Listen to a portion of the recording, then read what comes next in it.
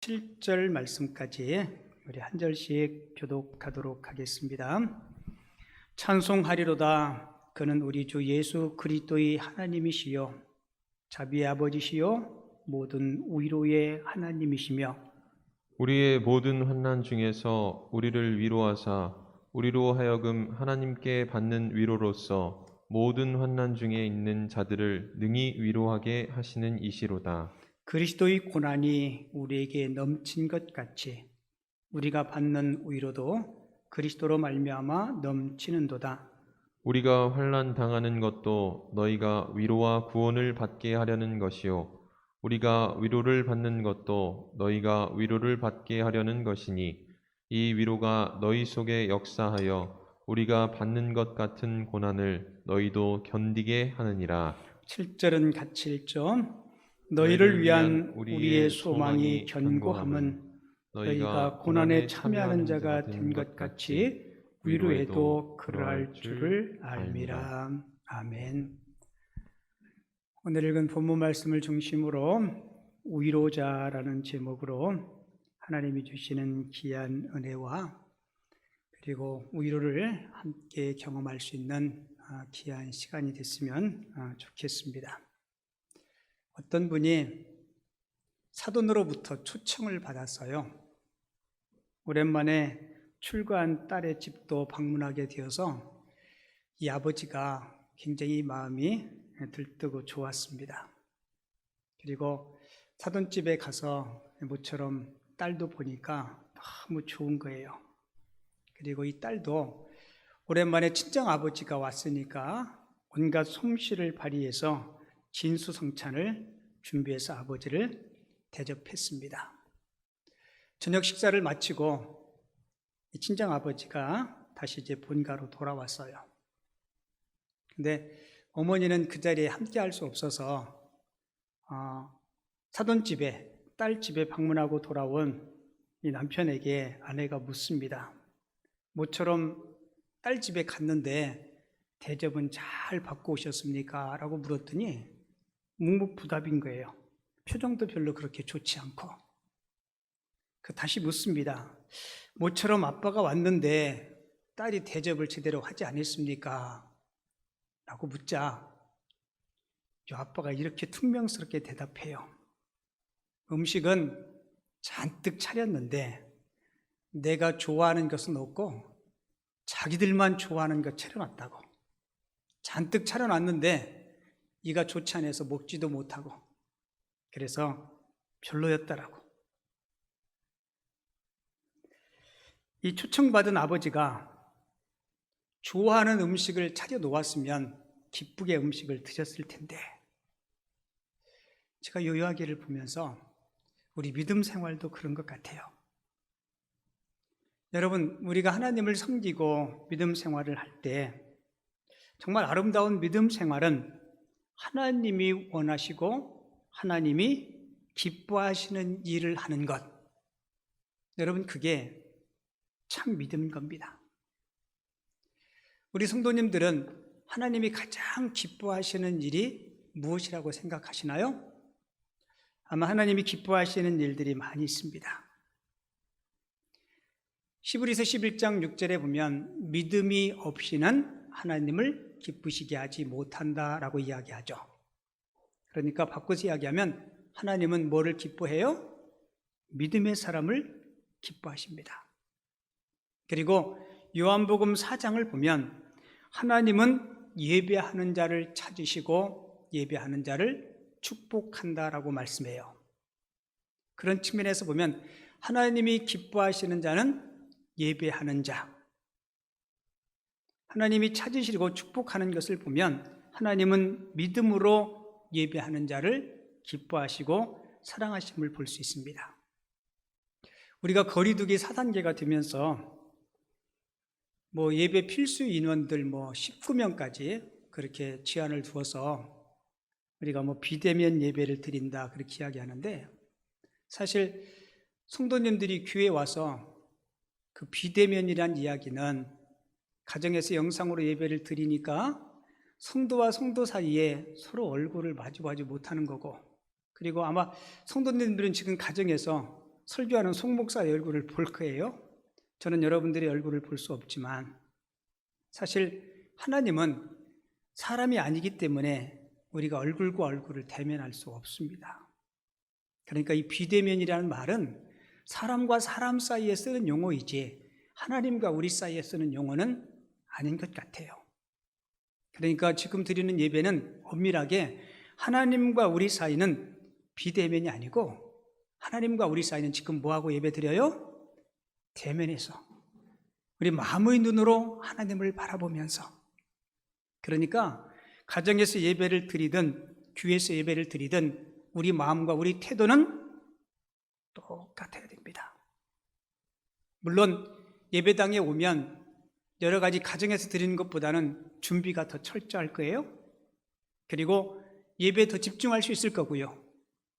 그리고 환경적으로도 성전에서 예배 드리는 예배가 훨씬 더 우리들에게 큰 은혜가 될 겁니다.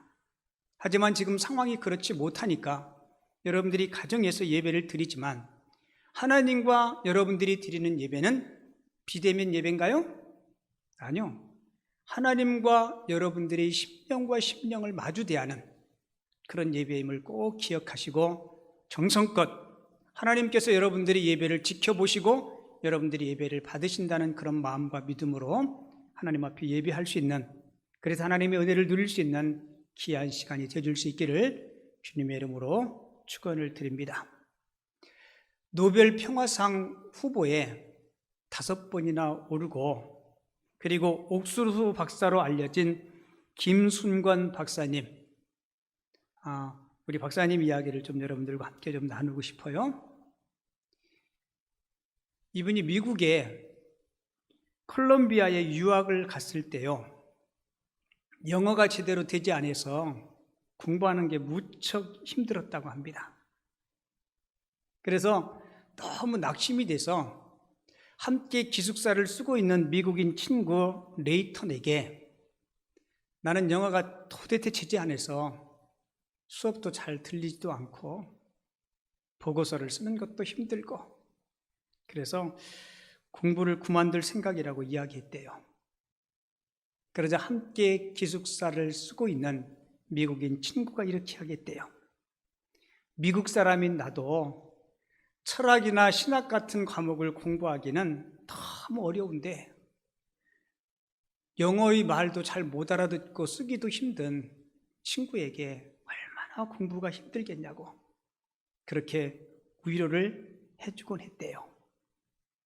그러던 어느 날 기숙사 방에 들어와 봤는데 얼마 전에 치른 그 중간고사의 답안지, 그 친구의 답안지가 침대 위에 이렇게 있는 거예요. 봤더니 낙제 점수인 40점을 받았더랍니다. 그리고 레이턴이라는 친구가 미국의 그 유명한 조지아대에서 교육학을 전공한 아주 똑똑한 학생이에요.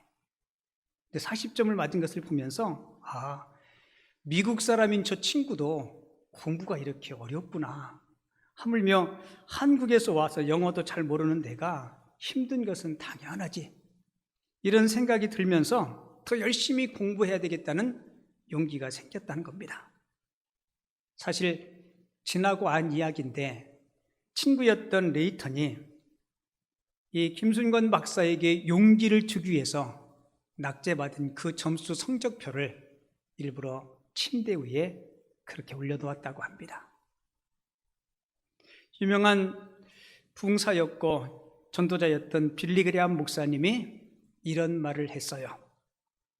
하나님께서는 단지 우리를 위로하시기 위해서 우리를 위로하시는 것이 아니라 우리로 하여금 위로자가 되게 하기 위해서 우리를 위로하신다. 같이 한번 읽어볼까요? 같이 읽어요. 시작. 하나님께서는 단지 우리를 위로하시기 위해서 우리를 위로하시는 것이 아니라 우리로 하여금 위로자가 되게 하기 위해서 우리를 위로하신다. 하나님은 이사야 선지자를 통해서 이렇게 말씀하셨습니다. 이사야 40장 1절에 보면 너희 하나님이 이르시되 너희는 위로하라 내 백성을 위로하라. 여러분, 우리는 어려운 사람들에게 힘을 주고 용기를 주고 소망을 줄 수 있는 위로자가 되어야 됩니다. 병든 사람, 아파하는 사람, 외로운 사람, 낙심하는 사람에게 우리가 위로자가 되어줘야 해요. 여러분, 위로가 있는 곳은 사막이 오아시스로 변합니다. 그리고 위로가 있는 곳에는 미움과 질투가 희락과 평강으로 변하게 되어 있어요. 그리고 위로가 있는 교회가 부흥합니다. 위로가 있는 가정이 평안하고 위로가 있는 직장이 왕성하게 되어 있어요. 오늘 함께 읽은 본문에 가장 많이 등장하는 두 개의 단어가 있습니다. 고난이라는 단어와 위로라는 단어예요. 하나님을 믿는 성도들도 이 세상을 살아가면서 고난을 피할 수가 없습니다.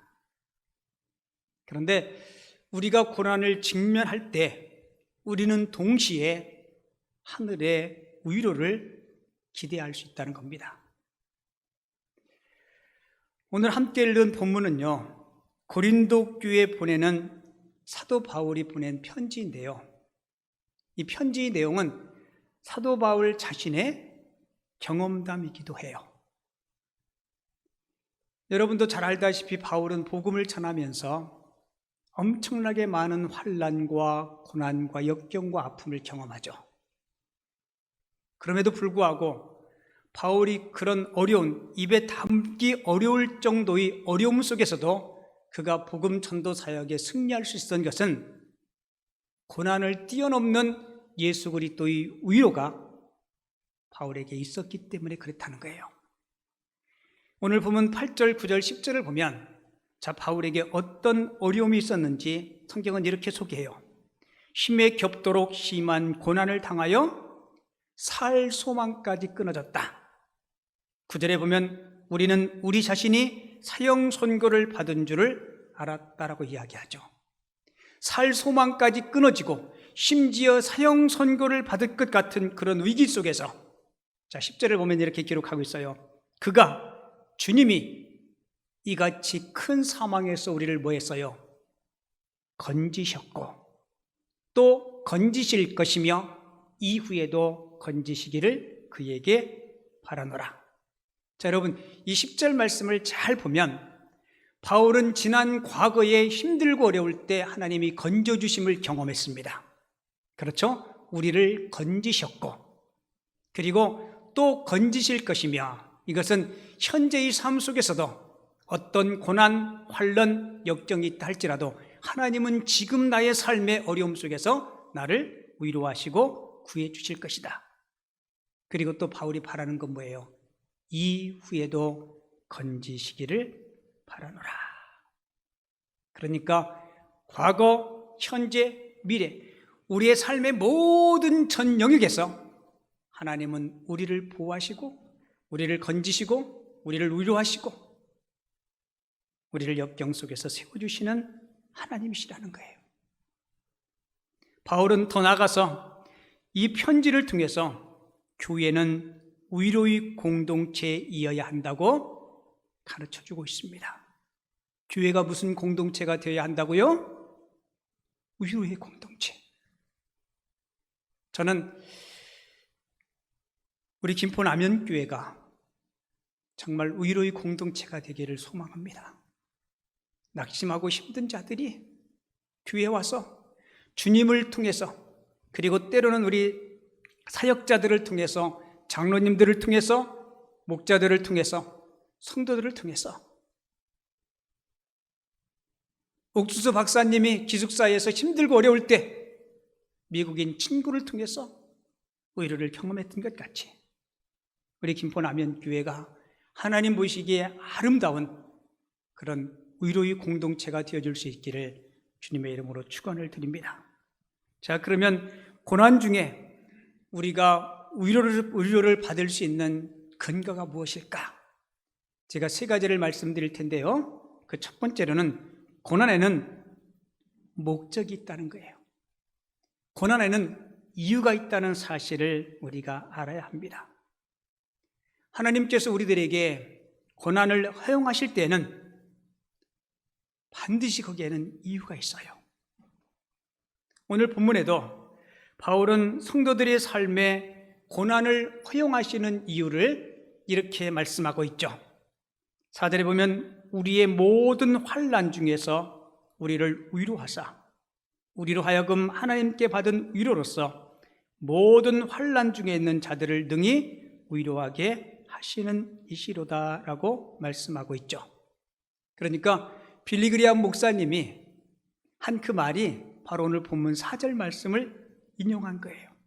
우리로 하여금 위로자가 되게 하시기 위해서. 여러분, 아픔만큼 성숙한다는 말 있죠. 그러니까 고난을 통해서 우리가 더 성숙한 자, 그리고 견고한 자가 되어서 이웃의 고난을 위로하는 사람이 되게 하시려고 하나님께서 고난을 허용하신다는 거예요. 우리가 자주 쓰는 사자성어 가운데 동병상련이라는 말이 있어요. 이게 무슨 뜻이에요? 같은 병을 앓은 사람끼리 서로 불쌍히 여기게 된다라는 그런 뜻이죠. 그러니까 아파보지 않고는요, 가난해보지 않고는요, 어려움을 겪어보지 않고는요, 고난당하는 이웃에 대한 아픔들을 잘 알 수가 없어요.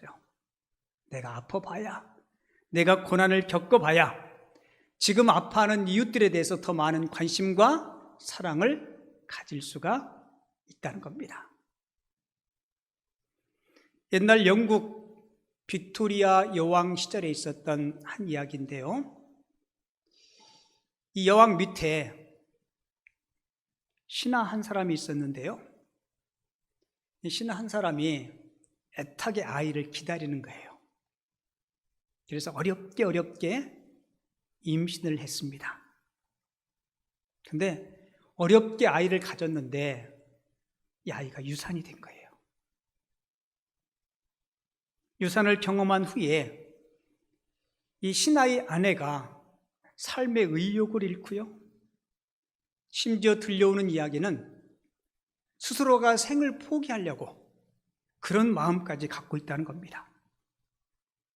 빅토리아 여왕이 그 이야기를 듣고 안 되겠다라는 생각이 들어서 친히 그 신하의 집을 방문하게 됩니다.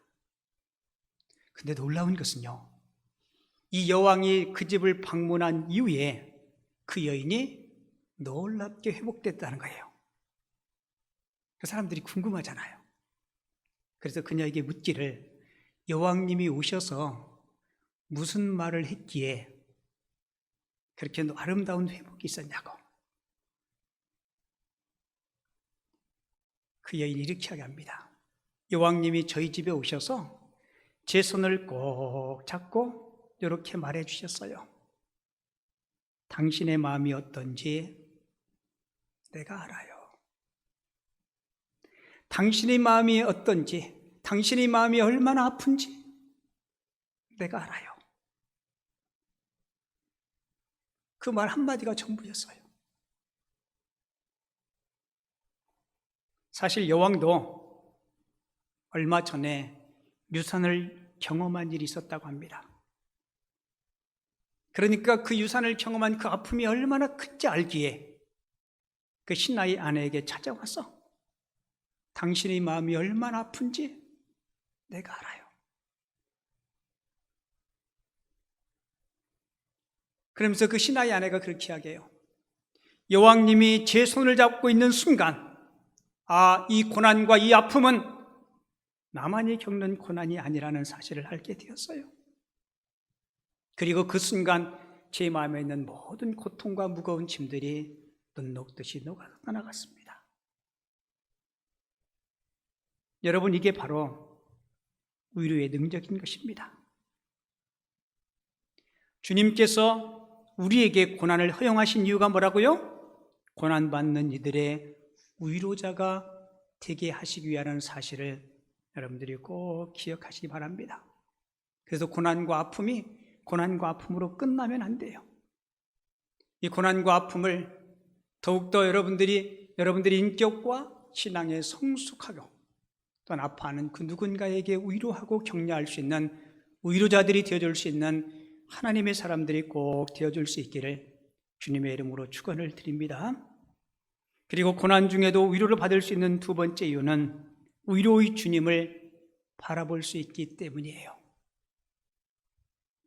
여러분, 본문에서 바울 사도는 고난 중에 있는 성도들에게 하나님을 이렇게 소개하고 있어요. 본문 3절에 보면 찬송하리로다 그는 우리 주 예수 그리스도의 하나님이시요. 그리고 하나님을 뭐라고 소개해요? 자비의 아버지시요 모든 위로의 하나님이시다라고 소개하고 있습니다. 환난 속에 바울이 체험한 하나님은 어떤 하나님이에요? 자비의 하나님, 그리고 위로의 하나님이셨던 겁니다.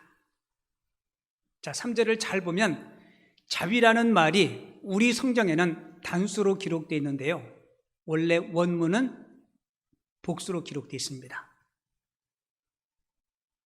그리고 위로 앞에 모든이라는 말이 있죠.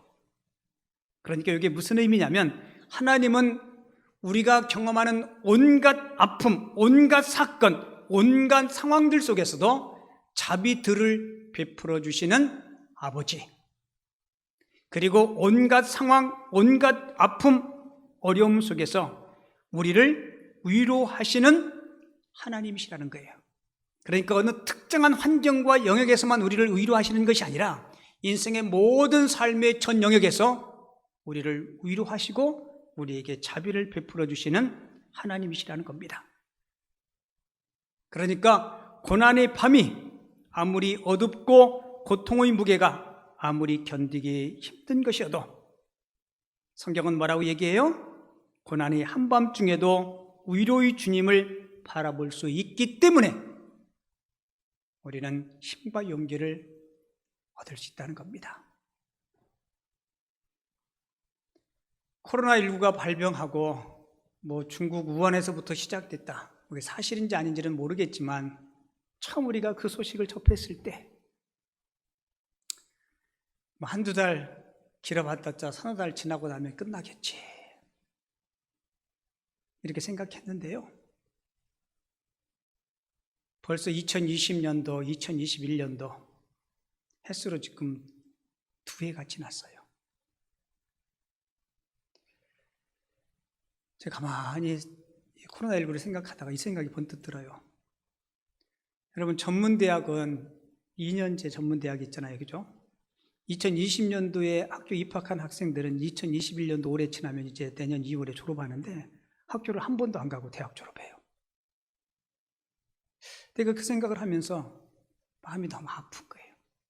학교라는 것이 어떤 지식만을 배우는 게 아니고 캠퍼스 생활을 통해서 대학의 친구들도 교제하고 어떤 인성과 또한 교수님과의 관계를 통해서 우리가 학문 아닌 다른 것들을 배울 기회가 참 많은데 이 코로나19라는 요놈 때문에 인생에 정말 중요한 것들을 우리가 놓치고 있구나.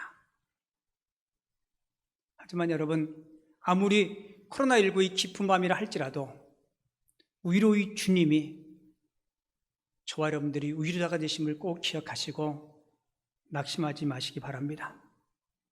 믿음이 없는 많은 사람들은 소유를 통해서 위로를 받으려고 해요. 권력이나 명예나 물질의 소유를 통해서 더 위로받고 행복하려고 하죠. 여러분, 많은 것을 소유하면 아마 위로가 되긴 할 거예요. 권력을 가지면 아마 위로가 될 수도 있지만 여러분, 우리 지난 과거를 한번 보세요. 권력을 유지하기 위해서 얼마나 많은 피를 흘립니까? 여러분들이 잘 알다시피 수양대군은 권력에 눈이 어두워서 자기 형님의 아들 조카 단종을 죽이지 않습니까? 우리나라 독재시대 때 권력을 유지하기 위해서 무고한 사람들이 얼마나 많은 희생을 당했습니까? 여러분, 권력이 선하게 사용되면 얼마나 좋고 아름다운 거예요? 하지만 권력은 대부분이 지배욕으로 이어지기 때문에 결국 그 권력이 자신과 타인들을 불행하게 하는 경우가 많이 있습니다. 사사기 9장을 보면 기드온의 아들 아비멜렉이 왕의 자리를 차지하고 싶은 거예요. 근데 기드온이 첩을 통해서 낳은 아들들이 많았잖아요. 근데 아비멜렉이 자기가 왕의 자리를 차지하기 위해서 이복 형제 몇 명을 죽인지 아십니까? 70명을 죽여요. 피를 나눈 형제 70명을 죽입니다.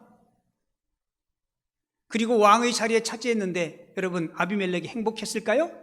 아니요. 그의 말로는 비참했습니다. 아비멜렉은 스스로 자신의 목숨을 끊는 자살로 그의 생이 마감되는 불의한 최후를 맞이해요. 여러분, 인생은 권력, 명예, 소유만으로 참된 위로를 얻을 수가 없습니다. 전도서 2장에 보면 솔로몬이 자신의 인생의 뒤안길을 뒤돌아보면서 소유만으로는 참된 인생의 위로와 행복을 가질 수 없다라고 이렇게 이야기해요. 전도서 2장 말씀을 볼게요. 내가 내 마음으로 깊이 생각하기를 내가 어떻게 하여야 내 육신을 즐겁게 할까? 나의 산업을 크게 하였노라. 내가 나를 위하여 집들도 짓고 포도원도 일구며 남녀노비들을 사기도 하였고 나보다 먼저 예루살렘에 있던 모든 자들보다도 내가 소와 양떼의 소유를 더 많이 가졌으며 은금과 왕들이 소유한 보배와 여러 지방의 보배를 나를 위하여 쌓고 또 노래하는 남녀들과 인생들이 기뻐하는 처첩들을 많이 두었노라. 무엇이든지 내 눈이 원하는 것을 내가 금하지 아니하며. 여러분, 이 말이 대단하지 않습니까? 무엇이든지 내 눈이 원하는 것을 내가 금하지 아니하였으며, 하고 싶은 것, 갖고 싶은 것, 보고 싶은 것, 원하는 모든 것을 다 해보았다는 겁니다. 무엇이든지 내 마음이 즐거워하는 것을 내가 막지 아니했다라고 이야기해요. 여러분, 이 정도면 행복 가득, 위로 충만해야 되지 않습니까? 그런데 이 솔로몬은 소유를 통해서는 참된 만족을 얻을 수 없음을 깨닫고 전도서 2장 11절에서 그렇게 이야기해요. 그 후에 내가 생각해 본 적, 내 손으로 한 모든 일과 내가 수고한 모든 것이 다 헛되어 바람을 잡는 것이며 해 아래서 무익한 것이로다 라고 이야기합니다. 그러니까 주님이 주시는 위로, 하나님 외에 세상의 소유만을 통해서는 인간의 완전한 행복을 누릴 수가 없다는 것입니다. 이 경험자의 이야기예요. 하나님의 말씀이고. 그래서 성 어거스틴은 사람의 마음에는 하나님만이 채울 수 있는 절대적인 공간이 있다는 겁니다. 무슨 이야기예요? 하나님 없이는, 믿음 없이는, 하나님의 위로 없이는 우리는 참된 만족과 참된 행복을 누릴 수가 없다는 겁니다.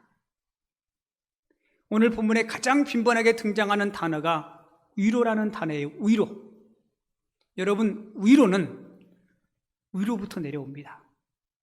그러니까 위로는 하나님으로부터 온다는 거예요. 이게 진정한 위로입니다. 그래서 위로라는 이 말의 성경의 어원은요, 파라클레오라고 이야기하는데요, 이 파라클레오는 파라라는 단어와 클레오라는 단어의 합성어입니다. 파라라는 말의 뜻은 옆으로라는 뜻이고요, 클레오는 부른다라는 의미입니다. 그러니까 우리가 힘들고 위로가 필요할 때 하나님은 우리를 하나님 곁으로 뭐 한다고요? 부르신다. 파라클레오. 이게 위로예요. 그리고 오직 위로는 하나님과의 바른 관계를 맺을 때 진정한 위로가 된다는 사실을 꼭 기억하십시오. 여러분, 이 말씀을 꼭 기억하세요. 참된 위로가 되기 위해서는 하나님과의 진정한 뭐가요? 바른 관계가 유지될 때 우리는 위로부터 내려오는 하나님의 위로를 경험할 수 있다는 겁니다. 고난이 아무리 힘들고 어려워도 우리에게 소망이 있으면 위로의 주님을 바라볼 수 있기 때문임을 꼭 기억하시기 바랍니다. 그래서 오늘 말씀을 듣는 우리 사랑하는 성도님들 중에 위로가 필요하신 분들은 우리 주님을 바라보시기 바랍니다. 옛날 많이 불렀던 복음송 가운데 괴로울 때 주님의 얼굴 보라, 그 복음송이 있었죠. 제가 그 가사를 여러분들에게 소개해 드릴게요. 괴로울 때 주님의 얼굴 보라, 평화의 주님 바라보아라.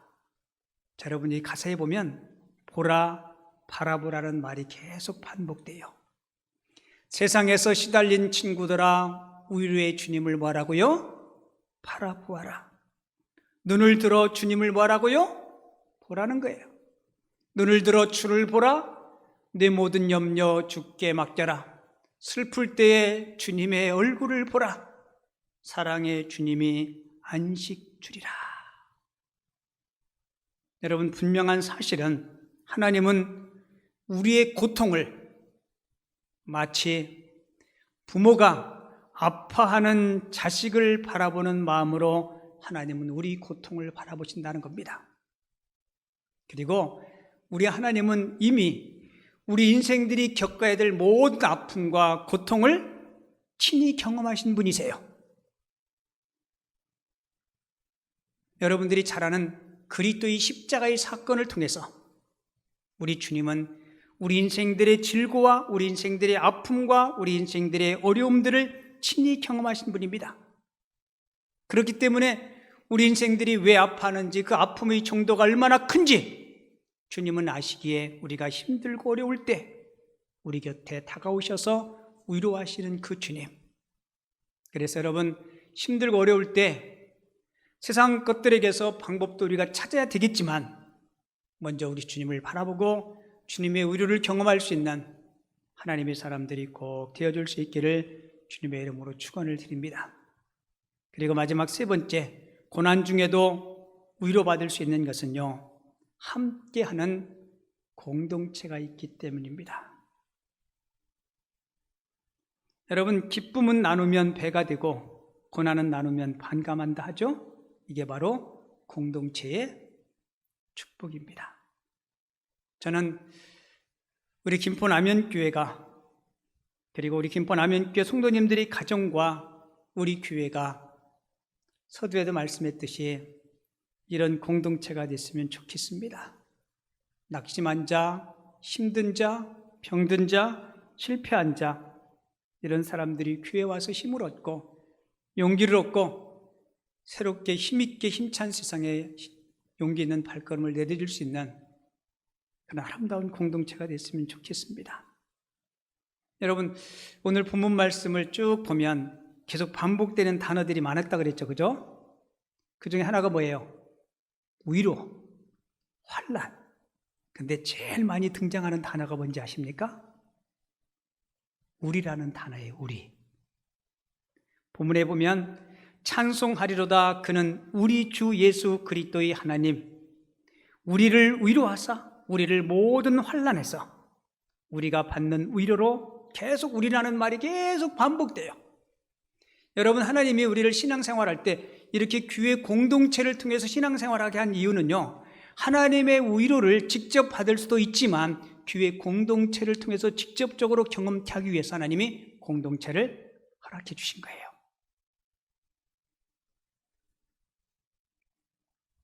사실 병원 앞에서 누워 있을 때요, 우리 목자나 성도님이나 목사님들이 가서 손잡고 간절히 기도해 줄 때 여러분, 그게 얼마나 힘이 되고 얼마나 위로가 되는지 몰라요. 사실 지금 병원에 입원해 계신 분들도 계신데요, 제가 신방을 가고 싶어도 코로나19가 뭔지 따뜻한 위로를 잘 전할 수 없는 그런 상황이 되어버렸어요. 그래서 요즘은 전화로 집사님, 권사님 전화기 귀에다 바짝 대세요. 그래서 제가 믿음으로 간절히 이렇게 기도해 줘요.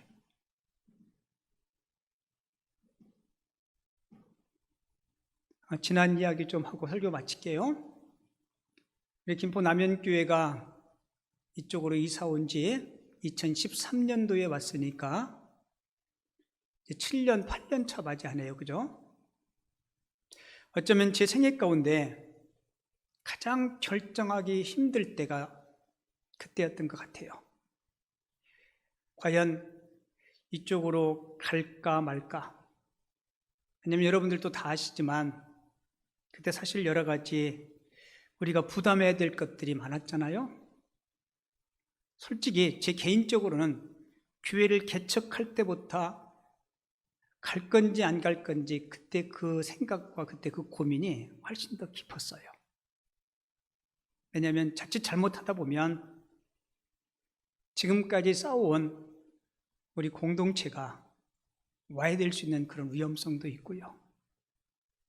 과연 내가 그곳으로 가서 힘있게 잘 세울 수 있을까? 물론 제가 제 개인적인 인간적인 생각이 그랬다는 거예요. 물론 하나님 앞에 많이 기도했죠. 그리고 하나님께서 허용해 주셨으니까 왔고요.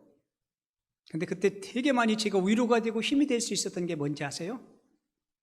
그때 함께 있었던 우리 공동체, 함께 모여서 논의하고 기도할 때 대부분의 성도님들이 그렇게 이야기했어요.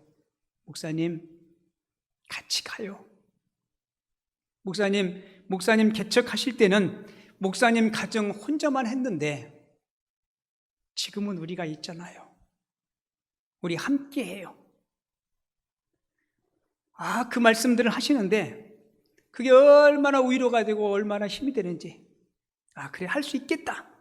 나 혼자는 힘들지만 우리 믿음의 공동체가 함께하면 목사님 함께해요. 우리가 있잖아요. 여러분, 신앙생활은 나 홀로 하는 게 아닙니다. 가장 신앙생활을 잘 못하는 사람이 누군지 아세요? 그냥 나 홀로 주일날 예배당에 와서 그냥 하나님만 혼자 대면하고 하는 사람. 이 사람이 교회 공동체에서 아름다운 공동체 안에서 서로 위로하고 격려하고 믿음 생활을 잘했는지 안 했는지는요, 경조사 때 보면 알아요. 어느 가정은 신앙생활을 꽤 오래 했는데 가정에 상을 당하면 제가 교회 성도들에게 다 공지는 해요. 물론 주의 종은 갑니다. 가보면 아무도 없어요. 너무 삭막하고 외롭고 설렁해. 여러분, 하나님이 교회 공동체를 허락하신 이유는 위로받을 때 위로받고 위로해야 될 때 함께 위로하고, 그래서 여러분, 우리는 가족이잖아요. 믿음의 가족이잖아요. 하나님을 아버지라 부르는 신앙의 공동체가 아닙니까? 테레사 수녀가 이런 말을 했어요. 가장 큰 질병은, 가장 무서운 질병은 폐병이나 암이나 문둥병이 아닙니다. 가장 무서운 질병은 아무도 돌보지 않고, 아무도 위로하지 않고, 아무도 필요하지 않고, 아무도 사랑하지 않는 것, 이게 가장 무서운 병입니다.